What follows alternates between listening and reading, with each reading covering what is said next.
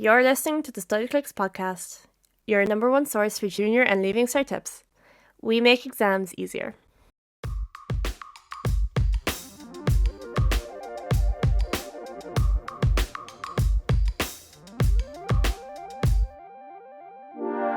Welcome back, everyone, to another episode of the Studyclix podcast. You're listening to Emer and Nessa, as always. This week, we're going to be talking about tips for essay writing. This is a question that we get so often in our DMs and, through customer service. It's something that, essay writing is time consuming and it's hard and it's not something that comes to people naturally. And we definitely have some tips about what we think is the best way to go about it. So that's what we said we'd dedicate this week's episode to. Isn't that right, Emer? Yep, it's definitely a learned skill as opposed to something you can just do naturally. Some people it comes easier to them, but there are tips and tricks, and you don't have to be a person who just can't write essays. You can definitely learn, and that's what we're here for. We're going to give you the tips that helped us get better marks on our essays when we were in school, but also things we've kind of learned afterwards. A lot of these tips will also be relevant after school. When you're in college, you'll still be writing essays unless you're doing a very not essay related subject, but like for the most part, lots of you will have to write at least one more essay in your life. So it's just sort of good life skills, if anything. But yeah, they're all pretty easy to take on. We're not going to focus on one subject in particular. It does sometimes depend subject to subject. Let's say some things might be a bit more relevant to English or Irish, but for the most part, we're going to keep it pretty general so that you can apply these to most subjects and hopefully just get those marks, and also make it a bit easier for your teacher to read through, for the examiner to read through. It's all around great for everyone to know these kind of things. So yeah, stay tuned till the end and hear how you can improve your essays. Right, so I think we're going to kind of like structure this nicely, the way you would structure an essay. That we'll talk first about maybe your general stuff you should know, like general tips about essay writing, and then we can kind of take it bit by bit, what you should do for the intro, what you should do for the paragraphs, what you should do for the conclusion. So I think some general tips that I have anyway is, well, firstly, make sure that you have a clear paragraph with each new idea. This might sound quite like basic, but it is something that makes it very confusing for the examiner who's trying to give you marks if everything's you kind of just hop from one idea to the other between sentences, and then you kind of are going back. So you start off with your intro, that's one paragraph, and then you have one idea that you represent, talk about that for a while, have your examples, and then cut that off, have a clear new paragraph, don't come back to it again, make sure that's everything you've said in that paragraph, so that it's very clear to the person who's reading this essay and who's trying to give you marks exactly how you've laid out everything that you want to talk about. Yeah, and from a visual point of view, new paragraph, you should be using an indent on the page. So like for the introduction, you write the first word of your introduction a little bit in off the page from the margin, so that it's clear that it's a new, and then every time when you finish a paragraph and you start a new paragraph, you're indenting the page slightly, you're starting your first word a little bit in from the margin, so that it's clear that this is a new idea, this is a new paragraph that I'm using here, and it makes it so much easier for your teacher and for the examiner to know, right, this is a new point, because when they're correcting it, a lot of the time they're looking, for example, they need to see 5 coherent points on XYZ, whatever it might be, and if they can see very clearly that you have 5 paragraphs, they're going to be able to see straight away, okay, look, at least like they've got the structure down, I can see very clearly. It's going to be very easy for them at that point to decide whether or not the marks are there. You're sort of setting yourself up a lot better if you have that structure in place, instead of just writing one big long essay from margin to margin and never showing it there. It's going to be a really hard time for the examiner to try and find out where your points are being made and where they start and where they end, and you could just lose marks for that. So definitely like visually have it structured properly, and also, as Ness was saying, the points, make sure those paragraphs are like, it's clear where the paragraph starts and where it ends. Yeah. So leading on from that, then it's really important that you have a clear logical structure, and what I mean by that is that you write about that in your intro, and so that when you start off the essay, you know exactly what you're going to talk about, and that comes from before even doing anything, that you make a plan. I cannot overstate how important this is, because if you're just in an exam and you're under time pressure, it's not ideal to be under time pressure when you're having to do an essay. Ideally, it would be something that you have some time to think about and you can like go over your ideas and scrap new things, but that's unfortunately not the case in an exam situation. So it's really important that to avoid just sitting there and staring at the space and wasting time, that just take 5 minutes at the start and just make a really quick plan. So in your intro, you'll like introduce the idea. We'll go over in a little bit what exactly you should do for your intro, but just for your plan, have your intro, jot down in bullet points really quickly what you're going to talk about, and then exactly how you're going to finish up. Yeah, and also I would say as something that's part of having a clear logical structure throughout the essay. So if you make your plan like Ness is saying, you know what paragraphs you're going to talk about. Let's say you're doing it about Romeo and Juliet, and the question is about the character, a certain character, and you want to talk about, let's say, 4 different traits. So you make your plan and you say, okay, in the first paragraph I'm going to talk about this trait, in the second paragraph I'm going to talk about this trait. You know that you can like stick that in your intro like Nessa was saying, but also you're sort of preempting the fact that you are going to be writing about this. Like, let's say you're finished with the second paragraph, you've finished writing it, you can just refer back to your plan straight away and be like, okay, now I know exactly how I'm going to start the third paragraph, because you've made it in your plan. And like if you start writing without a plan and you finish your second paragraph but you don't know what your third paragraph is going to be because you haven't put that out in a plan, you haven't thought logically how you're going to link the 3 things or the 4 things or however many things it is, you have to make sure before you start writing anything at all that you're going to have enough to write and that you can also link them so that it's logical, because you also don't want to have 4 points that you can say something on just because you've studied it loads but don't actually link it all together. Like you're not going to get marks if you just have 4 paragraphs that are completely disconnected from one another. So try to make sure that when you are planning out your essay that you're making sure that all of your paragraphs and all of your points are linking in together. And like we'll get onto that again in a minute, the importance of like conjunctions and linking phrases, and once you finish a paragraph that you're able to link it onto another one and very seamlessly kind of, and just be able to say similarly to this, and then you go on, and it's very clear then to the examiner that you are very aware that you've understood the question and that every point you're making connects and links to the one before it and the one after it, and that it's all this very clear logical structure. So that's part of it as well, and all comes with, like we're saying, making a plan in advance. And it is hard because you're under pressure and it's hard to come up with those points, but you will thank yourself for it when you get to, like I was saying, like the third paragraph, and you can just go straight into it instead of sort of looking at the wall for 5 minutes going, oh my god, how am I gonna how am I gonna continue this? So that's mostly relevant to English and Irish as well. Irish, it's definitely helpful to have that plan made for Irish essays as well. But yeah, that is really, really important. Yep. And yeah, just think about it, like just when you're writing something that everything like links up. It's kind of the same way that you'd read a book or a magazine article or anything. Like if it's really disjointed and stuff isn't like flowing together or linking together, it's not going to be an enjoyable read for you. So just like, it's always good to keep that in mind while you're reading or while you're writing an essay. Like, does this make sense to someone who isn't me, who isn't writing this, who isn't in my head right now? Am I committing to paper what's in my head onto the paper that makes sense to the person reading it?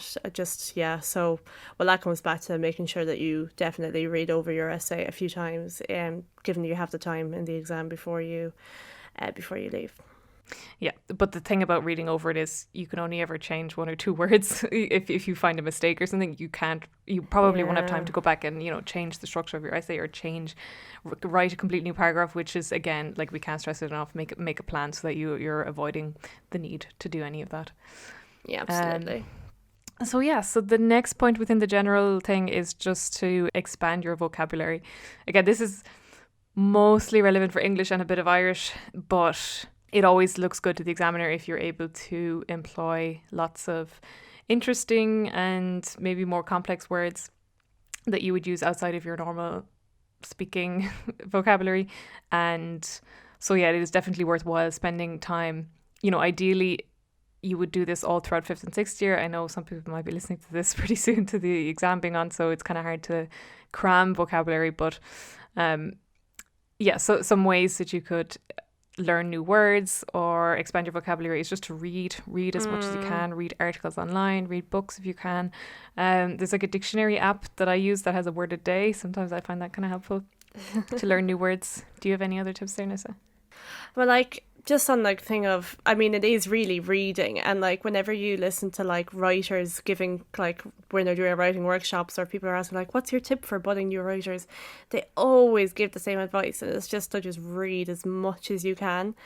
Watch Netflix with subtitles. I don't know, does that help? I feel like it might. Maybe. Yeah. Actually, so one thing that would really help, and this is shameless self-plugging, but I also just thought about it and how it's really good. But like you've been making TikToks recently where, because one thing you can do, like just saying, oh, just read is kind of annoying probably to hear to any of our listeners because they're like, well, that's great. I just have to go read a book. You can sort of fast track it, I suppose, because for example, with essays, with English essays and with Irish essays, and it's sort of, I suppose, with geography, history, anywhere you have to write an essay, you tend to use a lot of words over and over again, things like conjunctions that you would regularly use to, like we were talking about earlier, linking phrases, stuff like that, where there are basic words that exist that you would use in your, when you're just talking to your friends or whatever, things like, you know, but, though, so, therefore, stuff like that. But there are fancier ways to say this. And those are the ones, when you use those fancier words, it'll get you, it just looks more impressive in your essay, especially for English. So, Nessia, what I was saying is that you made TikToks about that recently and that are super helpful about the basic word, let's call it, and then the more complex word that you could use in your essay instead to just sort of add a little spice to your essay. That's a little plug for our TikTok, and I must credit Ruth on our TikTok team who does those videos. They're literally like 7 seconds long. It's just basically how to jazz up your vocabulary with, like Emer said, spicier words. Yeah, and so the TikToks are really helpful, but also you can use the synonym function in a lot of dictionary tools have that as well, or a thesaurus. Just find out. You maybe go over some essays that you've already written and see what words do you tend to use over and over again, and then just look up the thesaurus, see are there other words that you could use that might just elevate your language a little bit. Actually, when I had said the thing about Netflix and the subtitles, I actually did learn something recently. That, you know, the word segue, which is spelled SEGUE, which means to like steer into another, kind of go from one topic to another. For my whole life, I had been spelling that Segway as in like the scooter. I think that blows everyone's mind. Which is a brand. I was just like, oh my goodness. Yes, so like just don't underestimate anything. Like always taking in new words. It's definitely going to help with your essay writing skills. Yes, exactly. So moving on then to, we maybe talk about the structure of an essay, and obviously, as we know, there's the intro, there's the body, and there's the conclusion. So we'll make a couple of points on each of those. Do you want to start us off with the intro? Yes, so the intro, be good to start strong. So there's always a temptation there when you're writing an intro and you're just after reading the question. There's always a temptation to just repeat what you've read in the question. And now, while it is important to show the examiner or whoever's correcting your essay that you actually read the question and you're going to answer it, I would avoid blankly restating what the question said. But it's very, like, just basically rephrase it and just basically avoid restating the question. Like, try to catch the examiner's attention from the beginning. Like, try to have a strong opening statement that refers back to the question but doesn't blatantly copy it word for word. Yeah, I find it comes with practice. Like, you get better at it over time as well, but it's just so that you're not copying it word for word. You can paraphrase it, you know. Again, this comes with the point we just made, where you expand your vocabulary. If you know synonyms for words, it's going to be a lot easier for you, because you might see the word of love and you're thinking, okay, how can I rephrase the word love? And then you're, you know, Juliet is enamored, you know, stuff like this, that you don't necessarily have to like come up with this wild quote that's, you know, you're quoting Shakespeare himself, and then you have to come up, it doesn't have to be super fancy, but it's just, you're trying to rephrase it, because you're explaining. By rephrasing it, you're showing the examiner that you've understood the question, you understood what they're asking you, but you're just putting it in different words, and you know, it looks a bit less copy paste kind of, so it's less amateur looking, I guess. So yeah, again, it's just about rephrasing, knowing how to rephrase words, knowing synonyms if you can, and Yeah, that's it. Yeah. Just avoid restating it if you can. Yeah, exactly. And something else, like you don't obviously want to give everything away in your intro, but it's definitely, you do, when we were talking about earlier with the structure, you do need to let the examiner, the teacher, know exactly what they're in for. So in the intro, just briefly state all the ideas that you're going to introduce so that they know exactly what you're going to be talking about, what they're going to be reading. Yeah, and again, to elevate that, like, to avoid looking too beginner, you would try not to just say, in this essay I will talk about this, I will talk about this, I will talk about this, and then I will talk about this. It's not awful if you do that, but it's, if you can try to intertwine what you're going to talk about in a more natural sounding sentence that within the intro. It's hard to think of an example that is relevant to all subjects and all levels here, but hopefully you get what we mean, that it's, you're letting the examiner know, or you're letting your teacher know the points that you're hoping to make, but you don't have to state it blankly, like, in this essay I will talk about.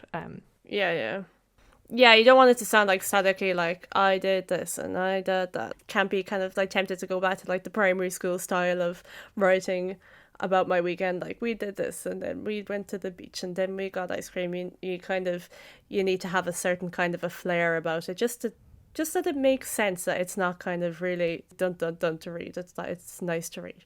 It's hard to explain when we don't have like an actual example in front of us, but I think you get what I mean. Yeah, and talking about examples, so yeah, it's hard for us to say in a podcast that is relevant to everyone who's listening, because we have people from all year groups. But what we do have on Studyclix is some teacher essay breakdown videos, so those are available for any Leaving Cert students. 4th, 5th, 6th years, you'll get definitely benefit out of that, and those have some actual examples. And also for junior cert, we do have sample answers on the videos and notes page, so have a look on Studyclix, look at any sample answers we have, look at those teacher breakdown videos. We have them for English, history and Irish, and you can see sample intros there and see what the teachers have to say. So we have teachers talking about kind of good points, bad points in certain sample answers that we have. So those are really, really helpful, and those will give you more concrete examples than me or Nessa are able to give right now. But I suppose very briefly then, to sum up intros, usually you should try to have it at about half a page long, maybe a little less, but that's the kind of length you're aiming for. Perfect, sounds good.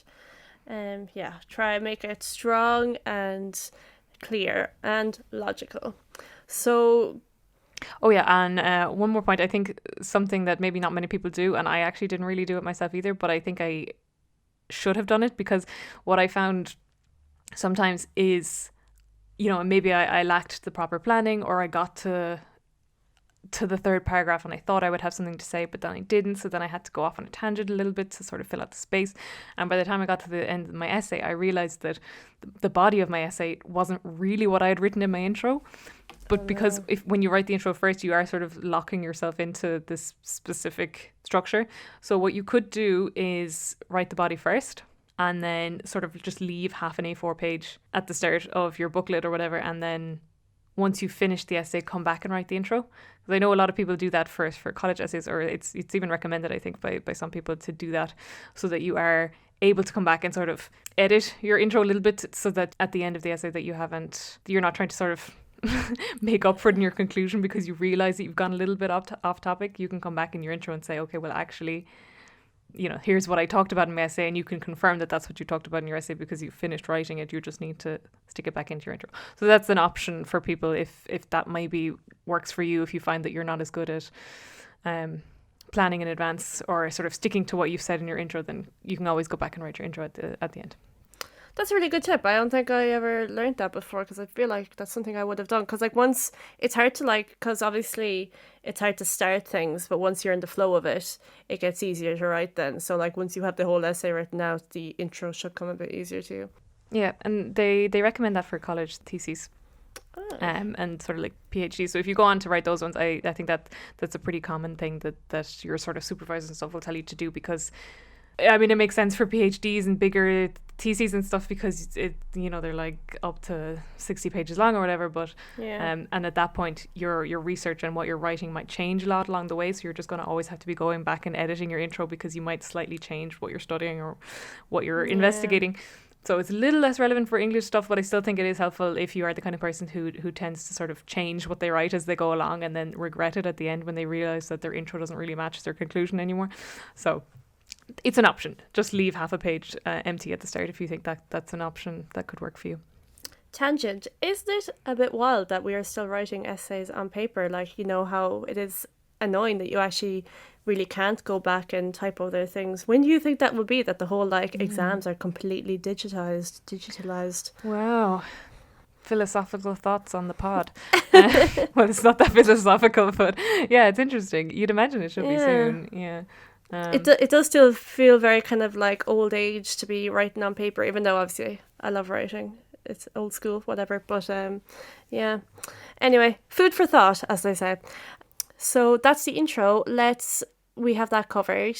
Moving on to the body then, which is the paragraphs, basically the essay the meat itself. on the bones. The meat on the bones, exactly.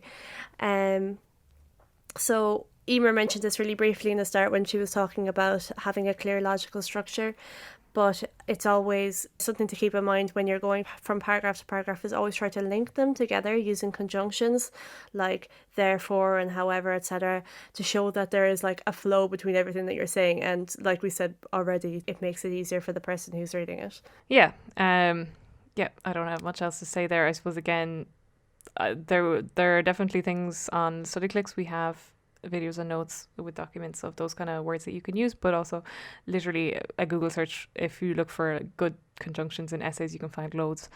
They're especially relevant in English for the comparative essays because you're specifically there to compare. Then there's conjunctions and words that you can use specifically for comparing something with another.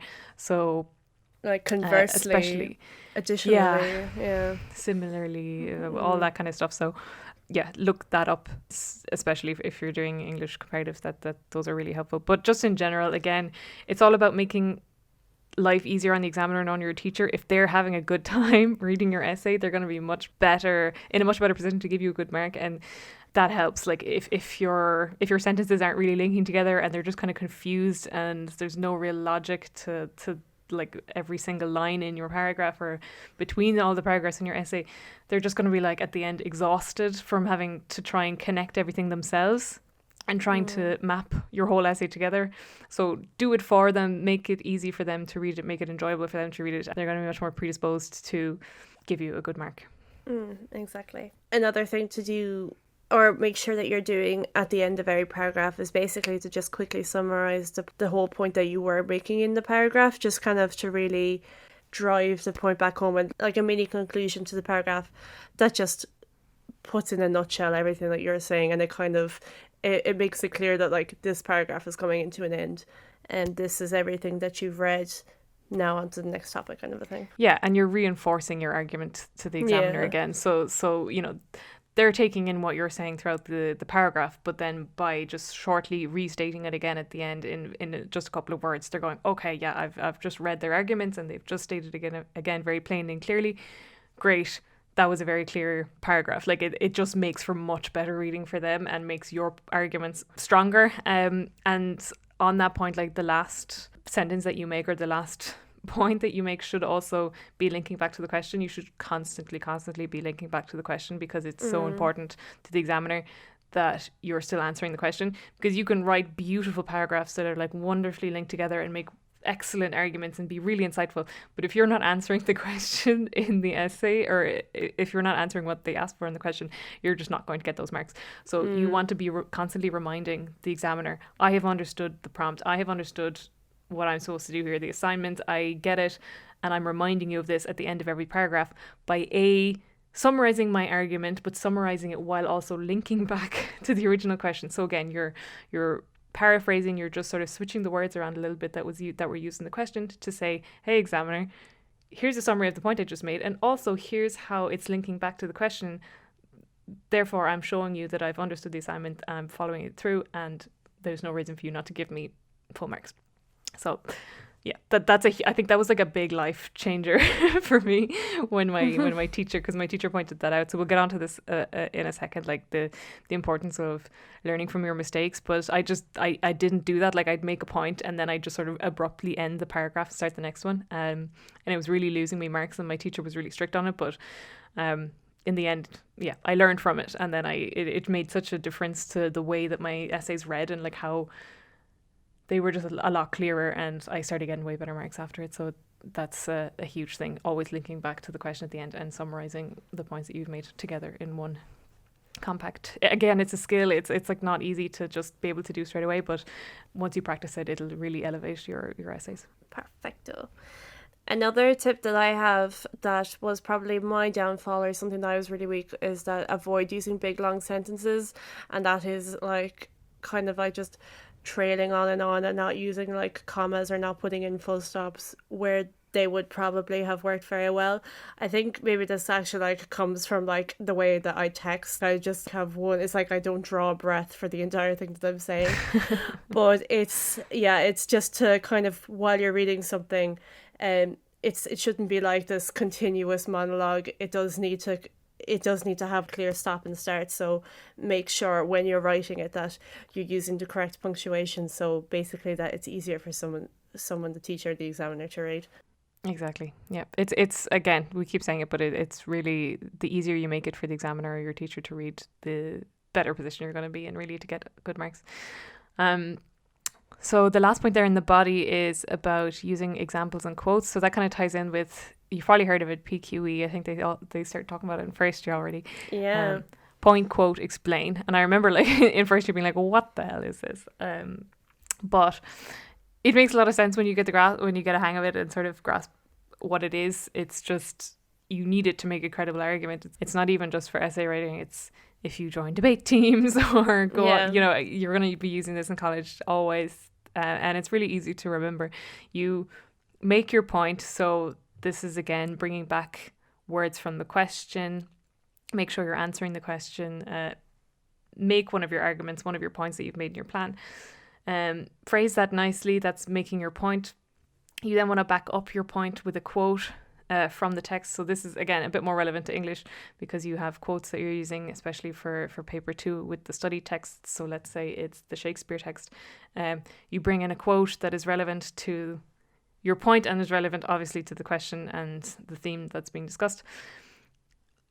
And then E, explain the quote, explain how the quote is relevant, what is the importance of the quote in the context of the question, how you interpreted the quote. Personal opinion is always, especially in English, is very much valued. So yeah, you're explaining your quote in the context of your point, but also in the context of the question. And the explain part then is the sort of the body of your point.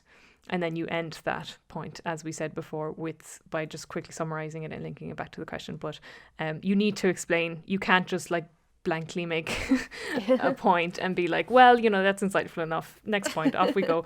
You do have to explain like why a quote is important, why it's relevant, and what your opinion on it. Keep using words like, I feel that this was very, impactful or whatever. Again, I'm terrible at examples on the spot, but PQE, just always be employing PQE. It is the bread and butter of English essay writing. Yeah, I mean, and like it's always going to be teachers correcting, like whether the examiner or your own teacher, and teachers love PQE. So when you use that, they're going to be like, yes, points to this person.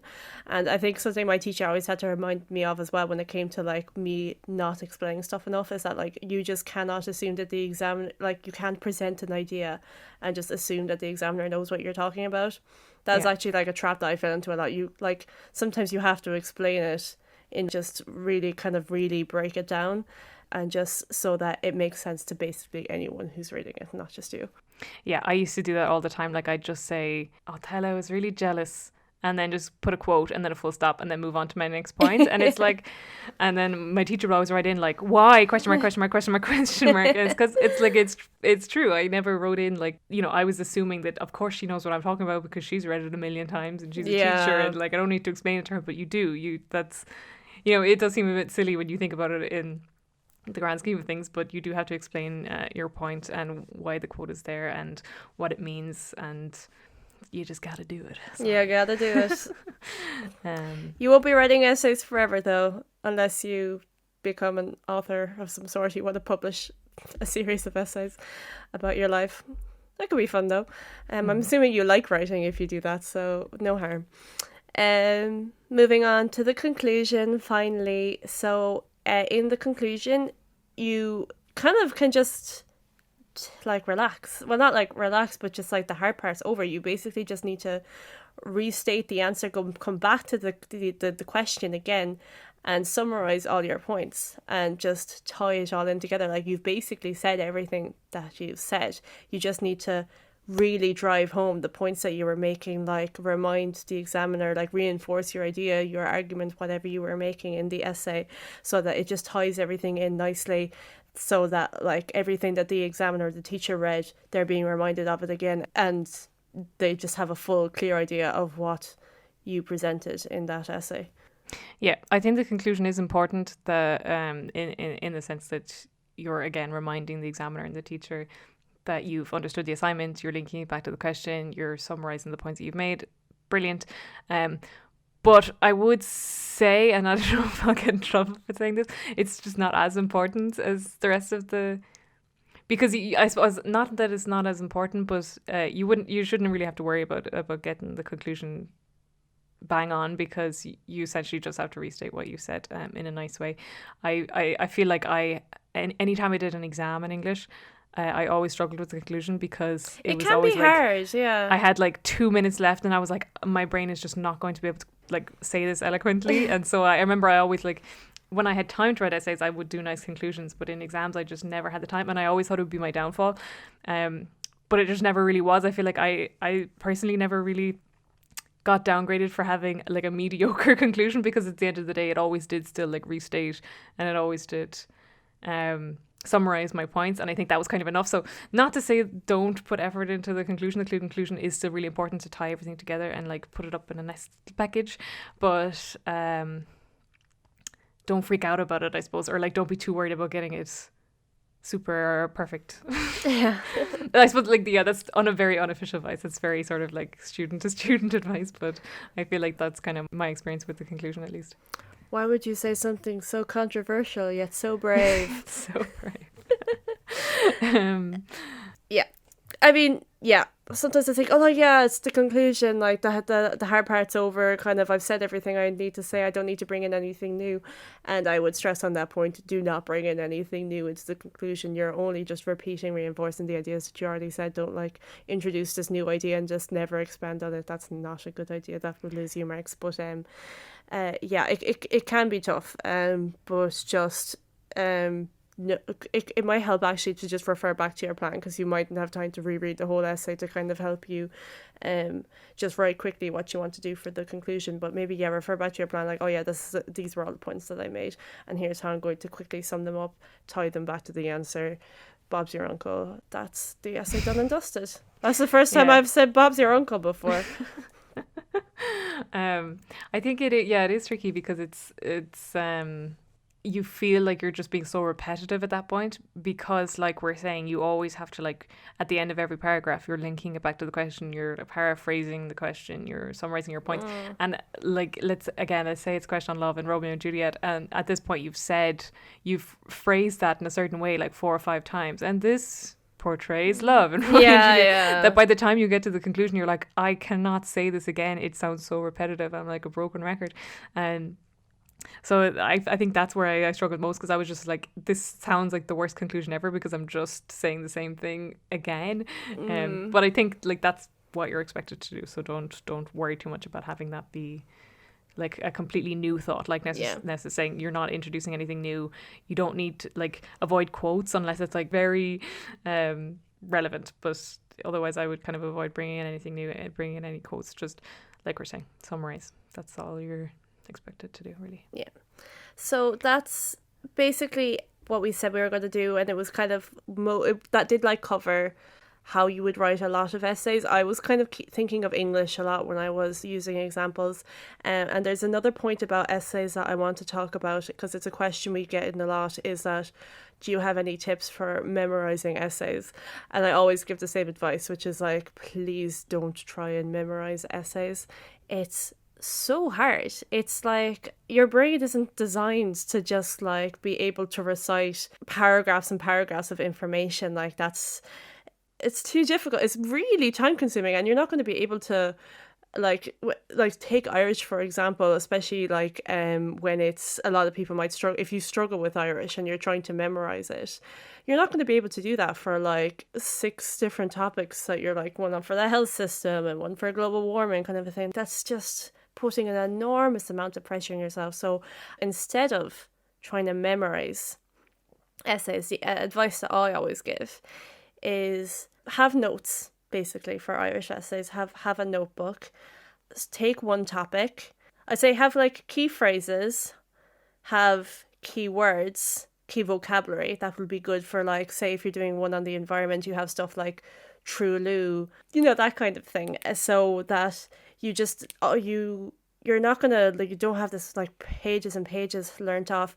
You know what points you have to bring up, and then it's only a matter of expanding your vocabulary, like going over your vocab, learning sentence structures, practicing your grammar often. That's really important. And at the end of the day, that just makes you better at Irish as opposed to improving your memory, because that's a much harder thing to do.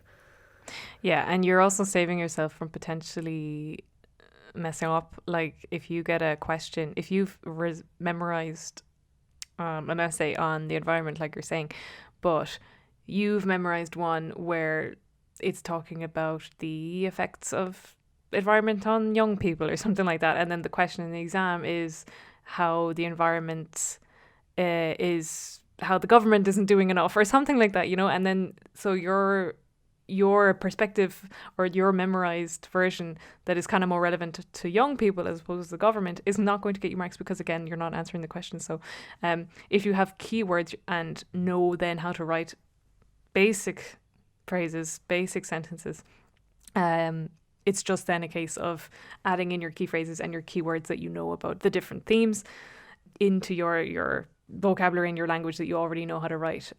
So it's much better off in the long term. So it's if you're listening to this when it's published, which is right before the Leaving Cert, and you're kind of saying, okay, well, that's all well and good if I have time to go off and like learn these things, but I just need to cram. Fair enough. Your only option at this point maybe is to just memorize it, but generally you're just way better off going and trying to learn how to actually use the language and the keywords and the key phrases for the different themes, as opposed to learning off a full 4-page essay. Like it's nuts. It's crazy. I would recommend also looking up the video and notes section of Studyclix. Like, there's been resources that have been added there that's like good phrases to use in Irish essays, so you can just have a bank of that. And if you're kind of using them often enough, or you're familiar enough with them, you could put those into any essay, like, oh, it was more untrue as blah blah blah, like that. Those kind of words that literally just fit into anything if you have enough of those. So definitely and we have sample essays there that also help out a lot and can give you inspiration. This advice I would give to people who aren't doing the Leaving Cert this year, because this is if you have time now, you have another year, 2 years, 3 years until junior cert or Leaving Cert or whatever. I think a really good habit to get into is anytime you get an essay back, whether it's history or Irish. I think when I was coming up with this idea, I had Irish in mind, because anytime I got an Irish essay back, the amount of grammar mistakes I made, like it was just so hard. Like I just got so many red marks on my sheet, and I think I was going to keep making these mistakes unless I made a note of them, which I just didn't for so long. So I think anytime you should have like a set of notes or a notebook that's just dedicated to your essays, so that, like, say you got an essay back on the health system, and you should go through your essay, you should highlight the keywords, so that if you have to write an essay on that as well, you can have those keywords highlighted. You might put them back into your book. The key vocabulary, like I said earlier, you have on the health system, you have your list of good vocabulary, and I would definitely in your notes go over all the grammar mistakes you make, so that when you're going over these notes closer to the exam time, you know these are the common mistakes you make and you know how not to make them. And so you have this note that you have, and you're doing this for all the essays that you get back, and you have them all in one place, so that when you're preparing for the Irish exam or the history exam or whatever, and you're psyching yourself to write up these essays, this book of notes that you made, that you have been making throughout the year as you get essays back, is going to be so valuable to you, because this is what you've done before, and this is the mistakes or the corrections that you can correct now to know how to get more marks.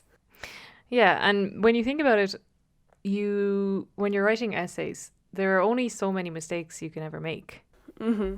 So if you start early on and with this process, and you're always recording the mistakes you made and you're writing them down somewhere, and you keep submitting more essays as homework or as practice or whatever to your teacher, and they're correcting them over time, and you're always getting feedback on them, there will get a point where you can't make more mistakes because you've made them all and they've all been corrected and you've learned from them. And so the next time you write an essay, you're not making that mistake. And then eventually it just keeps going up until you are perfect at writing an essay, and you can get the H1 or the H2 or whatever you're aiming for. But like, there is a limit to the amount of mistakes you can make. So I think that's it's sort of a relief, I think, to think of it that way, that like, you can be perfect at writing an essay because you just make all the mistakes until you know all the mistakes that you could make, and then you rectify them.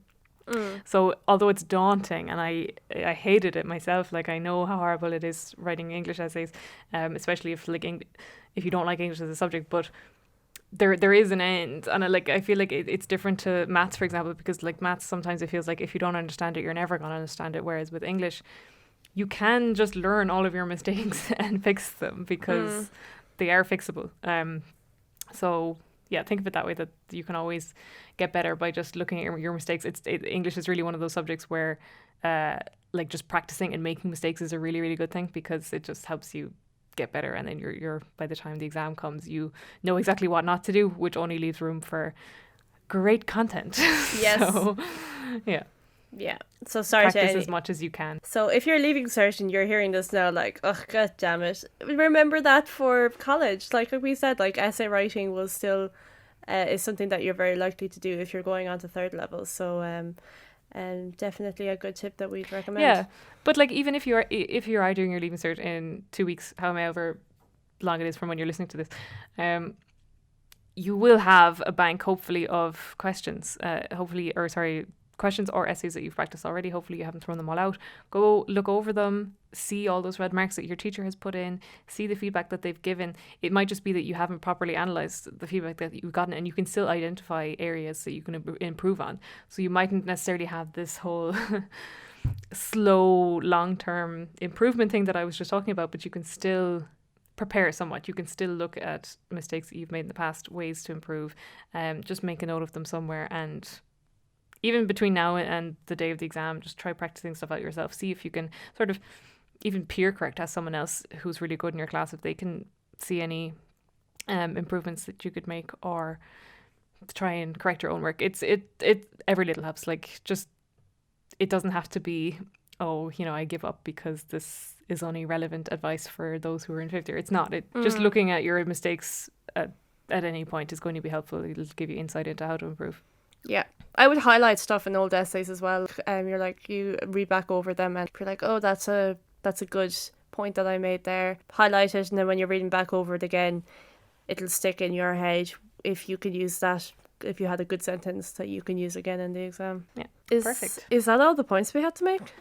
I think that's all we had for now. I'm sure we've left out some stuff that we hadn't thought of, but as always, if you have any good tips, feel free to stick them up on our discussion forum. I'm sure the community up there would love to hear them. Absolutely. Again, like we said earlier, check out the TikTok page. We have good tips for sort of words to use in your essays there, along with other really funny things or helpful things. There's a bit of everything up there. There's competitions, just really worth checking out, and following us on all our social media channels. We're Studyclix everywhere. Apart from Snapchat, where we're study_clicks. Exactly. So yeah, that's, the exams are soon. I guess we don't know yet if there's going to be another podcast for this year. But if always get in touch anyway if you have feedback or ideas or stuff you want us to talk about, or people that you know who you want to get on the podcast. We always love hearing from you. We also love getting reviews, Nessa, don't we? We do love getting reviews. You can unfortunately only do that on Apple ones, I think. But don't be afraid to just message us and let us know what you're thinking. Or tell your friends about us. Yes, we that's a are good just way. out here trying to inform as many people as possible on our tips. So Our indie that also helps. podcast. Yeah, it also helps to just spread the word. We're really grateful for that. So yeah, if you don't hear from us between now and doing the exams, and if you're leaving cert, then all the best of luck. You're Yeah. going to do amazingly.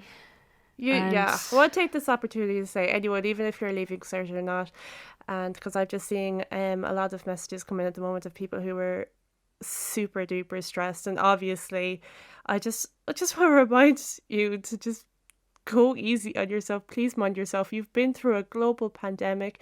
You've missed out on so much school. I promise you that you're doing amazing. Don't feel guilty for any times that you didn't study when you could have. Like, you are human. You're doing brilliant, and life, like, there's so much good times ahead of you. So yeah. Exactly. That was my inspirational words to see you off for the day. I'm very inspired. Thank you, Nessa. Thank you. You're welcome. Yeah, so that's it from us. I hope that you enjoyed this podcast, that you take something from it, and that your essays are amazing. Amazing. From now on. They definitely send them to us. Don't. We're not teachers. I mean, we'll read them, but we won't correct them. We're not qualified to do that. Anyhow, yeah, thanks for listening, and bye for now. Bye for now.